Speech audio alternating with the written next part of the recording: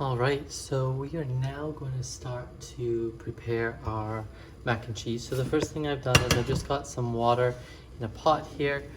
I'm going to add in just a little bit of oil to prevent any sticking of the noodles. And a little bit of salt for seasoning, just a sprinkle of salt. I'm going to bring that water to a boil, which is almost there, and then I'm going to put in my 200 grams of noodles into the pasta. Once that's in there, you're going to set a timer for around 8 minutes and cook it. I just want it to cook it till al dente, so not fully cooked, just a slightly undercooked, okay? Or there's a little bit of bite to the noodles still. So, hey Google, can you set an 8-minute timer? 8 minutes, starting now. The water is boiling. Toss that in. Make sure you stir the noodles every so often to make sure they cook up. Meanwhile, what I'm going to do is get another saucepan, and I'm going to turn the heat on this saucepan just to a medium heat. And I'm going to go ahead and start with adding in my butter. So we're going to be making the roux here.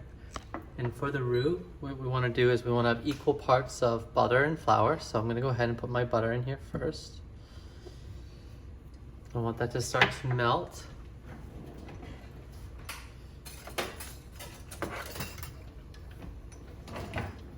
I'm going to grab out a whisk.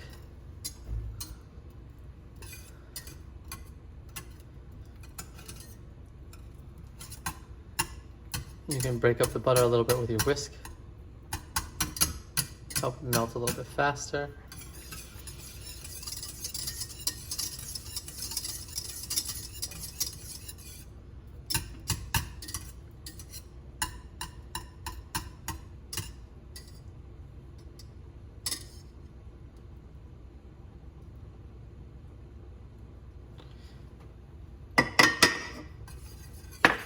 And dump in our flour.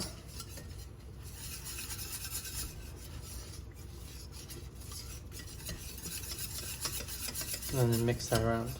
So this is what we call the roux. And it should be equal parts fat and starch. I'm just going to cook that up for a little bit. We don't want to have a brown roux, we want to have a blonde roux for a bechamel sauce. So next thing I'm going to get my liquid. So I have my cream and my milk, but I'm just going to pour them together.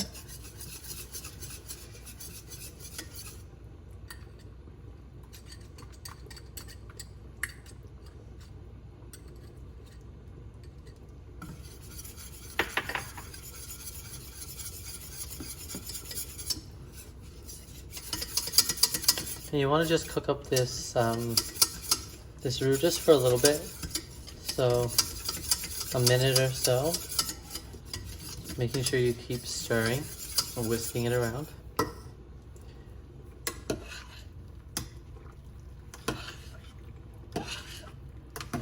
Make sure that you have a strainer out ready for your pasta, so when it's ready to take off, you're not looking around for one later, and then it has to cook for a lot longer. And then it overcooks the noodle, which you don't want. Okay, so I'm gonna go ahead and start adding in my liquid just a little bit at a time into this roux. And it's gonna absorb it pretty quickly.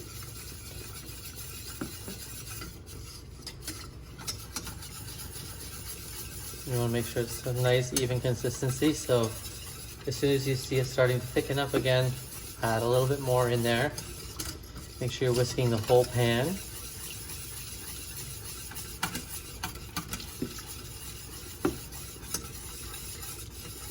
And just like a tablespoon at a time, you can see that I was adding there.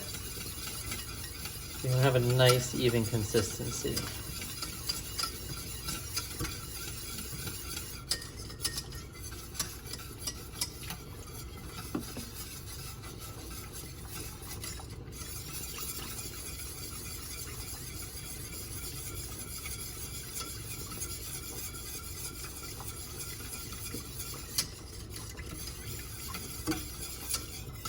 I'm going to turn up the heat just a little bit. So not full heat, but just a little higher than medium.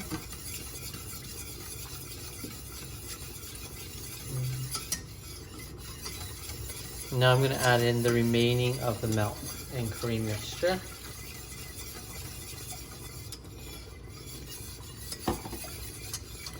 And then we want this to thicken.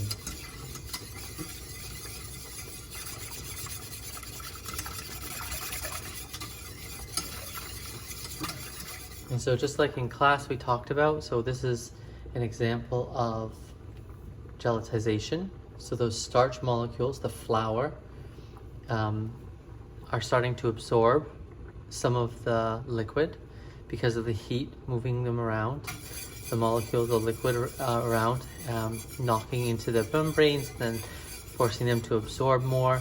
And then inside of all of those starch granules are more starch granules, which then absorb liquid, and eventually will start to thicken up our sauce.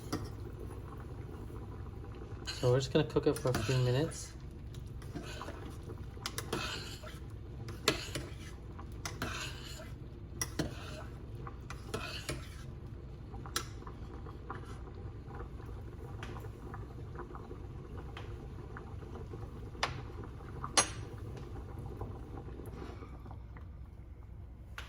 Hey Google, shut the timer off. Okay, cancel.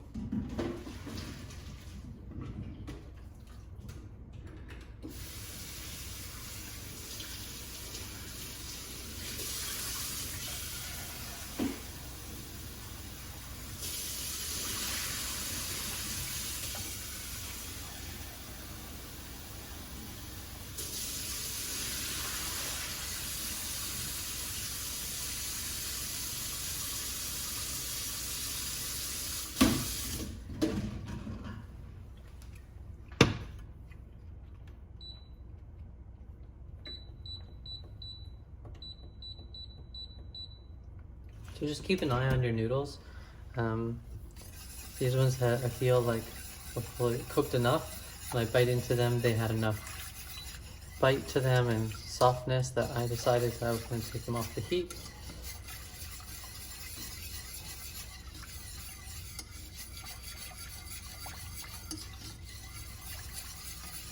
Make sure you don't just leave the bechamel sauce to sit for too long, because otherwise what will happen is the starch granules will sit to the bottom and then burn.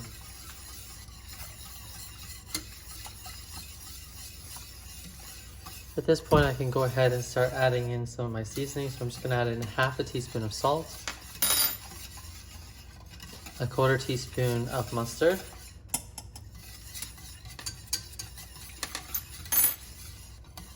a quarter teaspoon of garlic powder,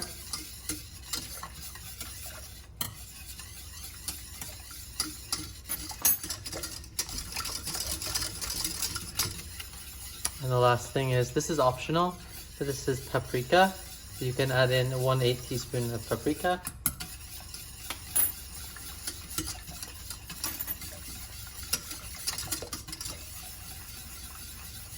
I'm also going to go ahead and add in a little bit of pepper.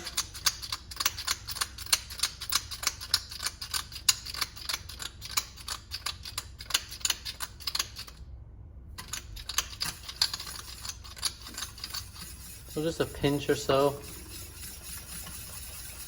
I can feel the sauce is changing now. If I show you here, if I take my spoon out, you can see how it coats the spoon. It doesn't just run off anymore. So that's great. That's right where I want it to be. At this point, I like to taste test my bechamel a little bit to know where it's at. I'm quite happy with the taste. Just gonna bring it down to a medium heat. And now what I'm gonna do is I'm gonna go ahead and add in the cheese, the 2 cheeses that we have.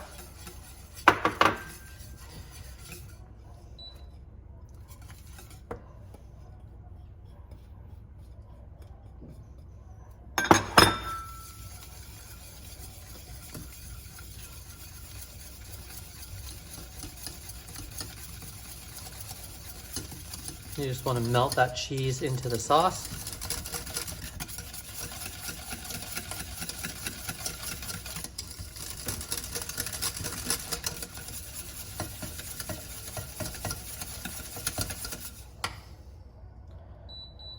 I'm gonna shut the heat off now. You can see it's all melted. Give it a little taste test.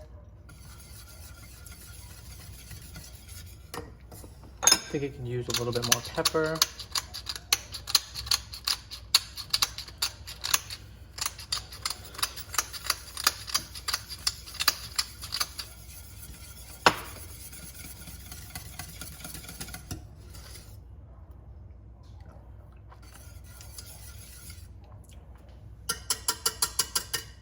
I think that's nice. Now I'm gonna go ahead, I'm gonna toss in my noodles.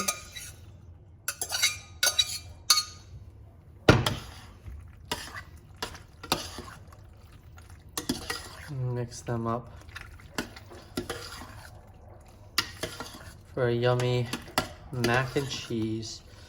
I think actually we could cook a little bit more noodle for the amount of cheese sauce that we made, so might actually reduce the numbers a little bit for you guys. But this is the process in which we would make our mac and cheese. And that is that.